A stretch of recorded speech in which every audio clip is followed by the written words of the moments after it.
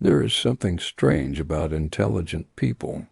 They often know exactly what they need to do, yet they can't seem to do it, not because they're lazy, not because they lack discipline, and certainly not because they don't understand the problem. If anything, they understand it better than everyone else. They've analyzed it, researched it, thought about every possible outcome. They've imagined every obstacle before taking the first step, and somehow they're still standing in the same place. If this feels familiar, there's a reason, and it's probably not the one you think. We've been taught that intelligence naturally leads to success. It sounds obvious. The more you understand, the better decisions you'll make. The better decisions you make, the better your life becomes. But reality keeps telling a different story. Some of the smartest people you'll ever meet live far below their potential, not because they lack talent, but because talent alone has never been enough, but the real difference has never been intelligence. It's what intelligence chooses to protect. Think about someone who has wanted to start a business for years.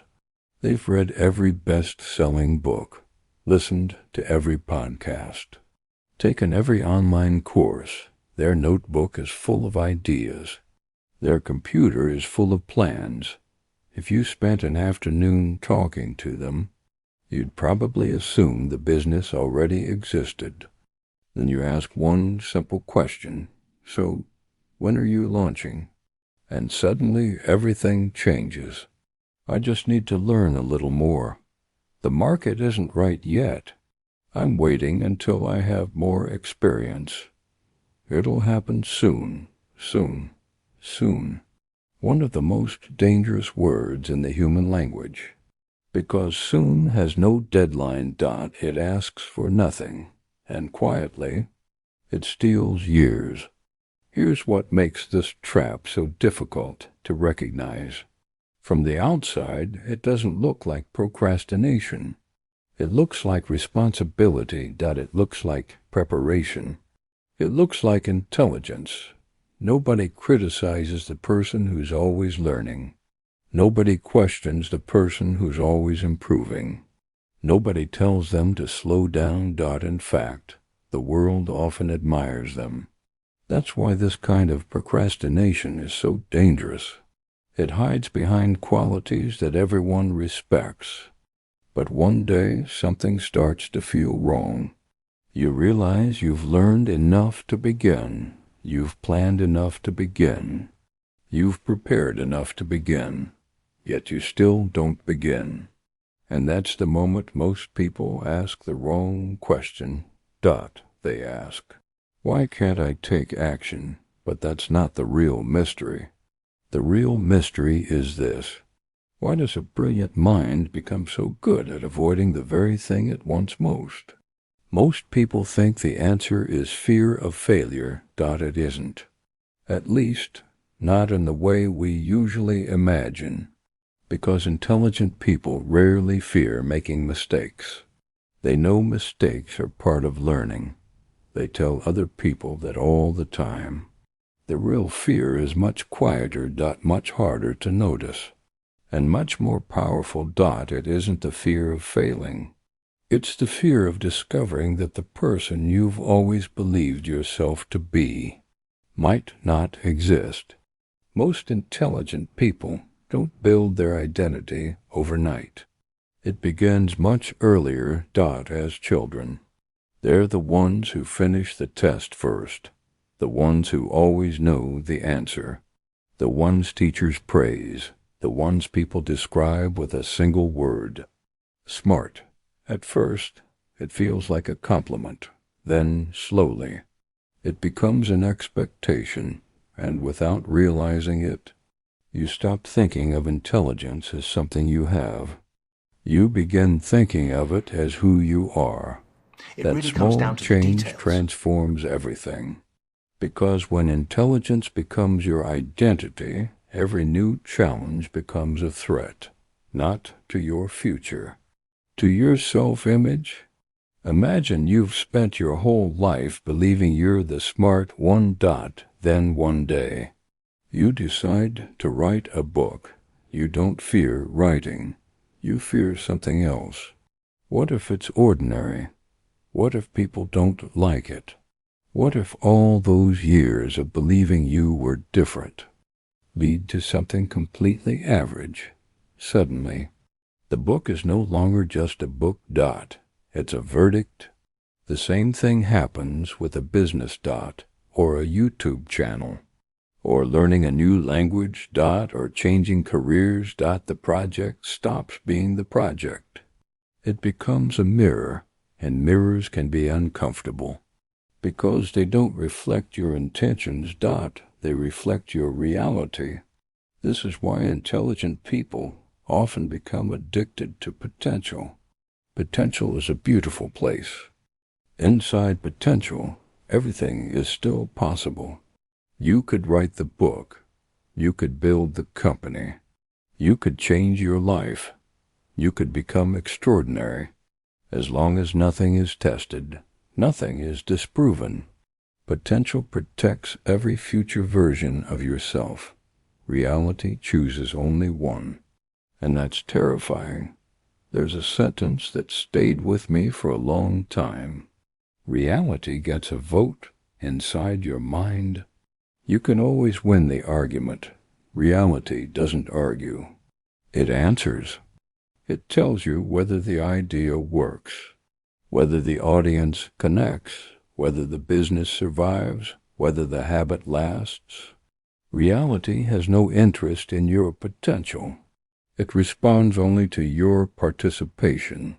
That's why preparation can become such a comfortable prison. Every new course feels productive. Every new strategy feels responsible. Every new plan feels like progress. But sometimes, preparation isn't moving you closer to reality. It's protecting you from it. Because the moment reality gets involved, your identity is no longer protected by imagination. Now there's evidence. Evidence that you're better than you thought, or worse than you expected. Evidence that you still have a lot to learn. And for someone whose identity depends on being intelligent, that uncertainty can feel unbearable. So the mind makes an offer, a very convincing one. Not today. You're almost ready. Just improve it a little more. Start next month. It never sounds like fear. It sounds like wisdom. It really comes down to the details. And that's exactly why so many intelligent people spend years listening to it. The problem is not that intelligent people think too much. Thinking is not the enemy. A powerful mind is not a weakness. The ability to analyze, understand, and see connections is one of the greatest advantages a person can have. The problem begins when thinking becomes a substitute for experiencing. When the mind becomes a place where everything is possible. Because nothing has been tested yet. There's a difference between understanding the map and walking the terrain. You can study every road, memorize every direction, learn from every traveler who came before you.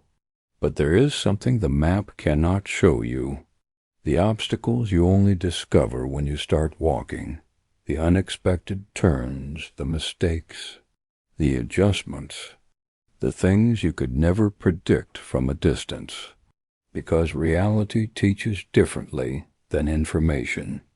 Information tells you what could happen. Reality shows you what actually happens. And this is where many intelligent people get trapped. They try to think their way into confidence. They believe that one day, after enough preparation, enough knowledge, enough certainty, they will finally feel ready. But confidence does not come before action. It comes from the evidence collected after action. Nobody becomes confident by waiting. They become confident by discovering. I tried, I failed, I adjusted, and I'm still here. The person you see today who seems confident was not born that way. They have simply accumulated evidence. Evidence that they can handle discomfort. Evidence that mistakes don't destroy them. Evidence that uncertainty can be survived. Confidence is not a feeling you wait for. Texto predeterminadoid is a memory of everything you have already overcome. But for an intelligent person, becoming a beginner again is especially difficult, because beginners are allowed to be wrong. Beginners are expected to struggle. Beginners don't need to have answers.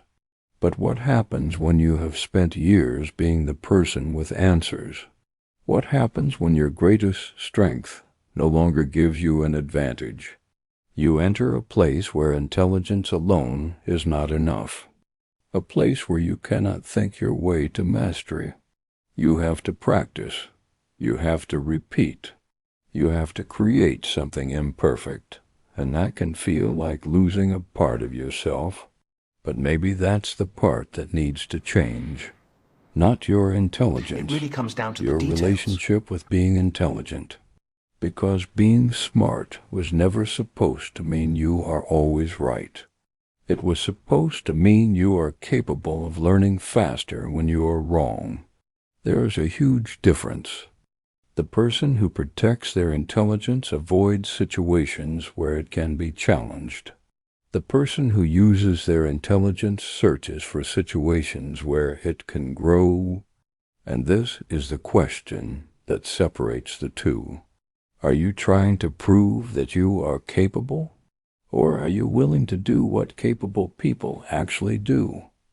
Learn, fail, adapt, begin again. Because the person who never starts can protect their image forever, but they can never expand it.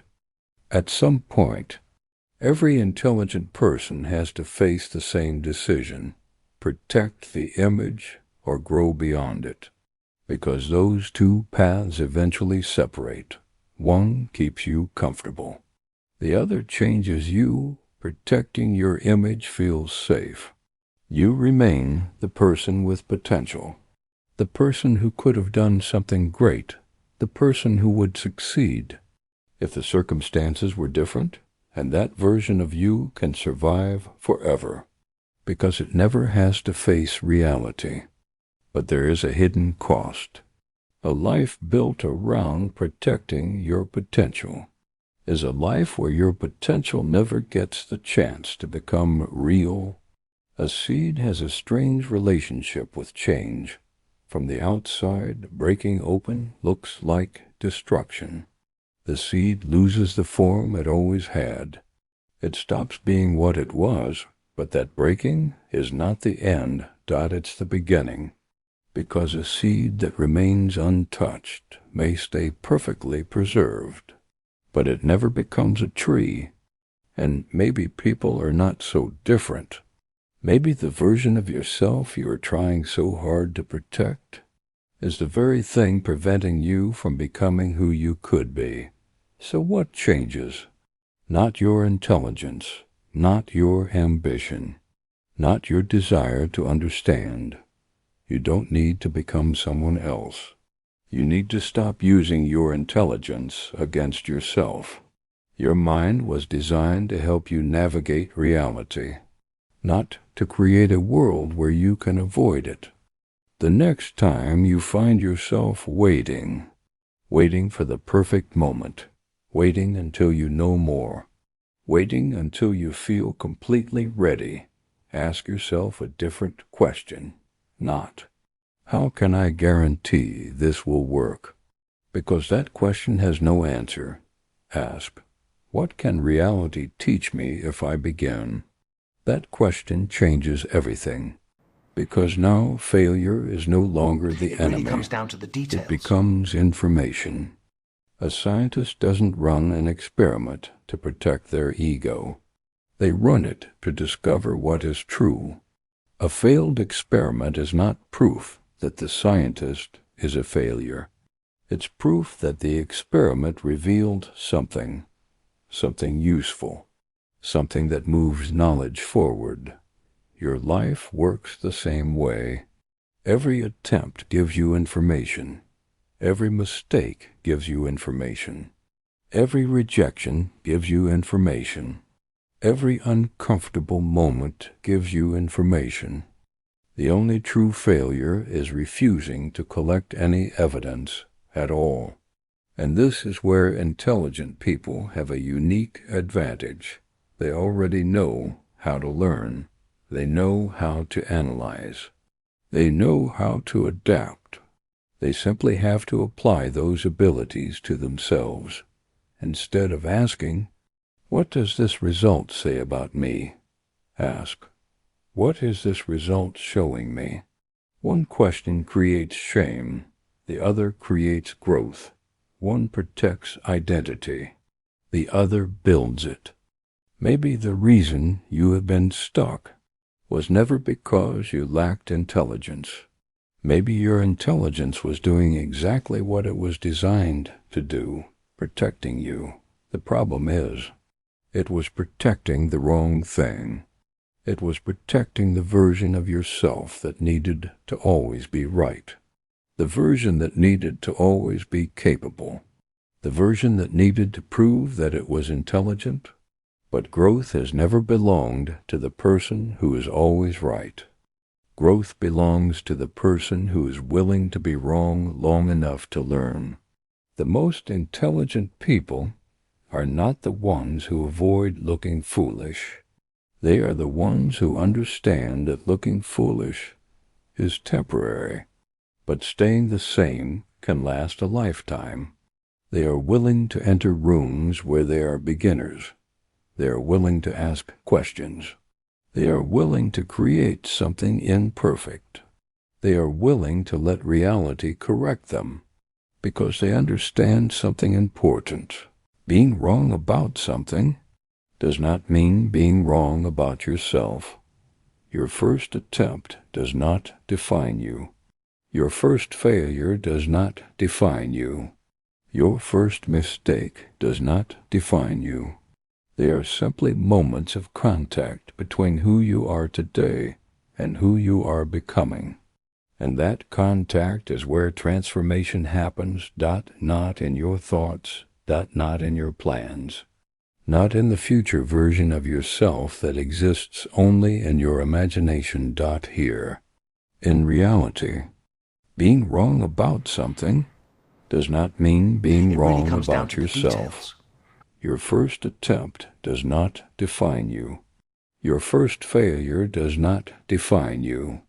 Your first mistake does not define you. They are simply moments of contact between who you are today and who you are becoming. And that contact is where transformation happens, not in your thoughts, not in your plans, not in the future version of yourself that exists only in your imagination, here. In reality, because at the end of the day, your life will not be shaped by everything you understand. It will be shaped by everything you are willing to test. The ideas you never try will always remain perfect. The dreams you never pursue will never disappoint you. The version of yourself you never challenge will always remain untouched. But untouched is not the same as alive. A seed was never meant to stay a seed forever. Its purpose was never to remain protected. Its purpose was to break open, to face uncertainty, to enter conditions it cannot control, and slowly to become something greater than what it was. Maybe that is what your mind has been resisting, not failure, not difficulty. Transformation, because becoming someone new always requires leaving something behind, even the identity that once protected you. So maybe the question is not, how do I become smarter? Maybe you already know enough. Maybe the real question is, am I willing to let reality teach me? Because reality will challenge you. It will expose your weaknesses. It will show you what you don't know. But it will also show you something your imagination never could. What you are truly capable of becoming.